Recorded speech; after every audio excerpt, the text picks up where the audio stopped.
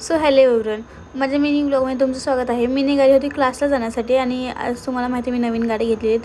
तीच घेऊन चालली होती आणि क्लासमध्ये आले आणि ऊन होतं आणि पाऊस पण होता. सो त्यामुळे आले आणि माझे थोडेफार नोट्स लिहायचे होते, ते बाकी होते. मग मी लिहायला स्टार्ट केले. ते नोट्स झाल्यानंतर मी निघाली होती कामाला जाण्यासाठी. बट म्हटलं तर एवढं चांगलं गाडी घेतली तर गणपतीला जाऊन यावं. तर मला दगडूशेठला जायचं होतं, पण दगडूशेठ खूप लांब होतं. सो त्यामुळे म्हटलं मी मोरया गोसावीला जाते.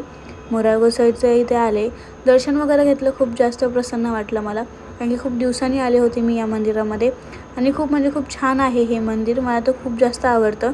तुम्हालाही आवडत असेल तर कमेंट करून नक्की सांगा. सो नंतर कामाला जायला निघाले. तिथून घेतलं पेढे वगैरे सेंटरला देण्यासाठी. सो नंतर सेंटरला वगैरे आले. थोडंफार काम होतं ते काम केलं. साक्षीला वगैरे भेटली वगैरे. नंतर अचानक झालं पाऊस सुरू आणि नेमकं जायच्या टायमिंगला पाऊस सुरू होतो. सो घरापाशी पोचले, वडापाव वगैरे घेतले आणि असेच घरी गेलेले. So thank you so much.